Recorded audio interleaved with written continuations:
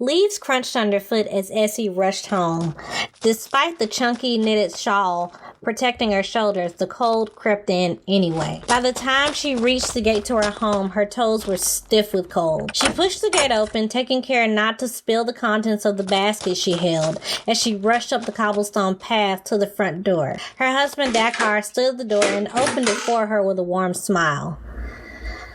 Fall has finally arrived, she said, doffing her coat and scarf and handing him the basket. Ah, you love it, he said jokingly. Easy for you to say, Dakar. You grew up in a submarine and submarines are cold and dreary, so you're not used to, seasons and whatnot. He shrugged in agreement and went through the contents of the basket. You get my pumpkin seed? You know I did, Essie said, positioning herself in front of the blazing fireplace. It's so chilly out. I hope Father's injuries won't go to bothering him, she mused. How is he?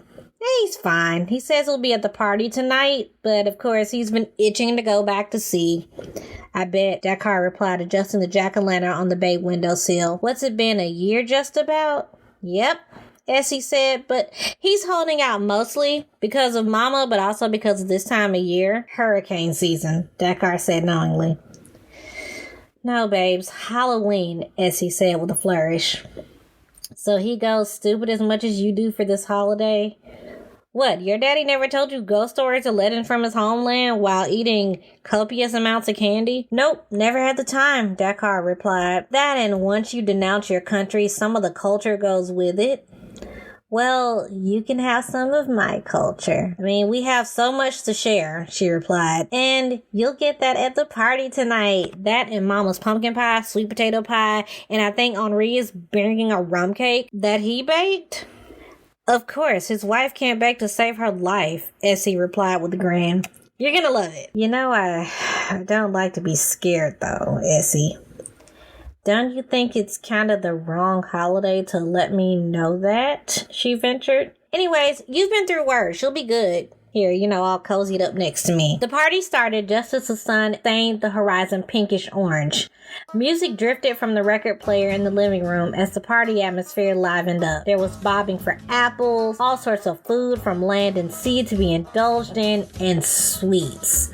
Lots of sweets. Essie reveled in all this, watching her brother Henri dancing with his daughter. Out on the porch, a cheer rose up as one of the partygoers' kids had scored an apple from the bobbing pot for the third or fourth time. What are you sitting around for? Henri asked as his daughter went to join the other children outside.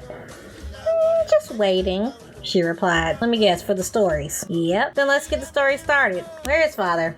Outside, Essie said. The siblings found their father, mother, and Dakar sitting around the fire pit, discussing something. Essie is ready for a story, Henri announced. Are you now? Etienne asked. What do you want to hear? Essie sat next to her husband. How about the Dominguez legend? Her brother Nicky suggested. Ooh, that's a good one. Her other brother Mark added. No, Marie said quickly. Besides, that's not scary so much as it is sad and depressing. The highwaymen at Lover's Lane, Henri announced. Now that's lame, Essie groaned. No. I want something that will chill us all to the bone. Do you now? Etienne spoke up, staring into the fire.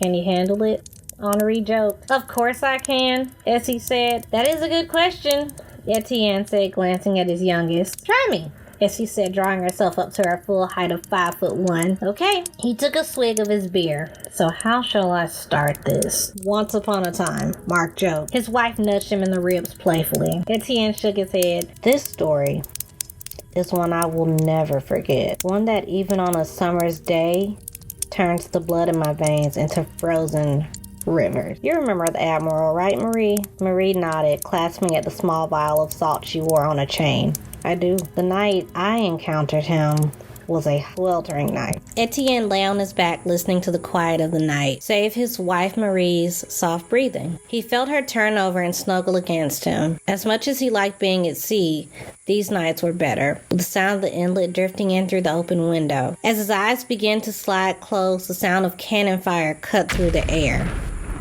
Marie snapped into wakefulness as a bell toll mingled with the sound of the cannon fire.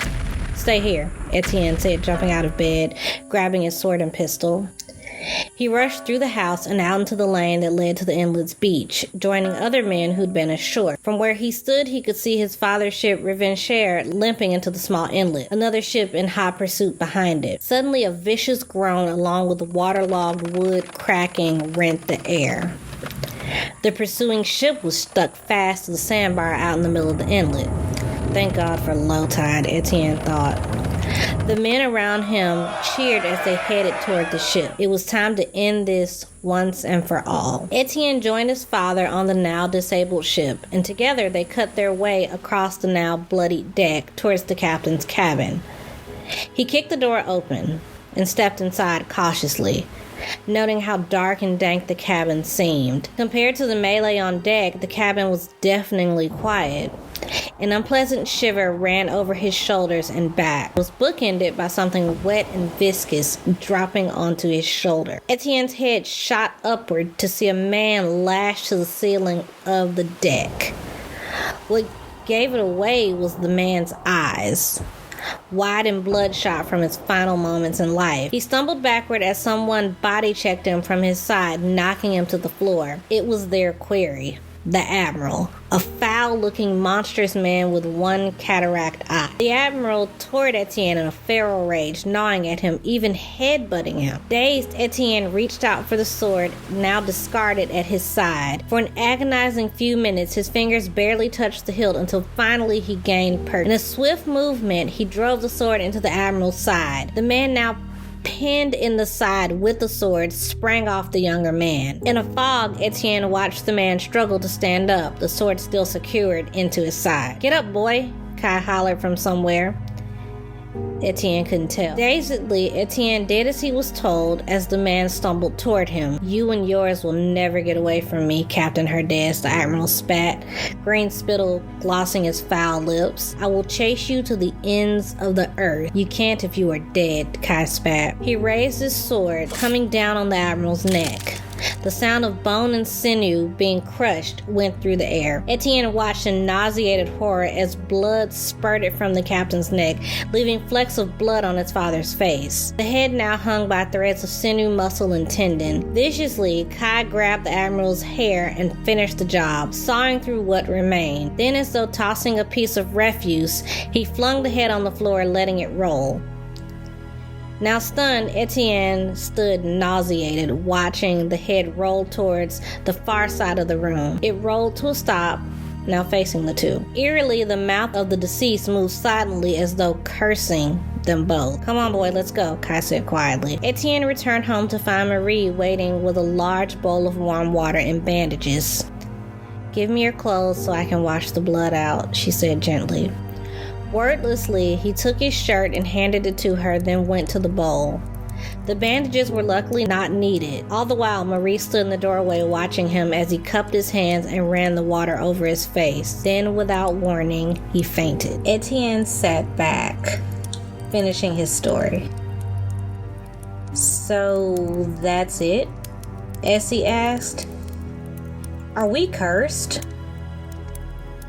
Is this Admiral creature following us around? I need to hear the rest of the story." "That is the story," he said. "The time that me and your grandfather were cursed by a dead man."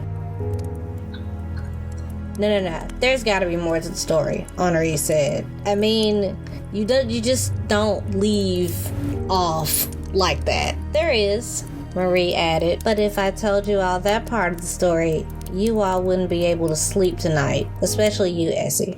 I mean, you sleep with a nightlight." "Yeah, you do," her husband added. "No one was supposed to know that, Dakar," Essie said, annoyed. "Well, now they do. And let's get back to the party. I'd like something to drink," Henri added. "But still, like a curse? Like that's crazy." Yeah, it is," Essie added. "So, let's tell something funny. How about that time, Dakar found out he was allergic to oysters and he lives under the ocean? That's pretty comical. Are you scared?" Dakar asked. "No, I'm just I got a bit of a chill. It's cold out here." "Oh my God, you're scared," Dakar laughed. You wanted this story and you got it. So, happy Halloween. Now you get into the spirit, Essie said, annoyed.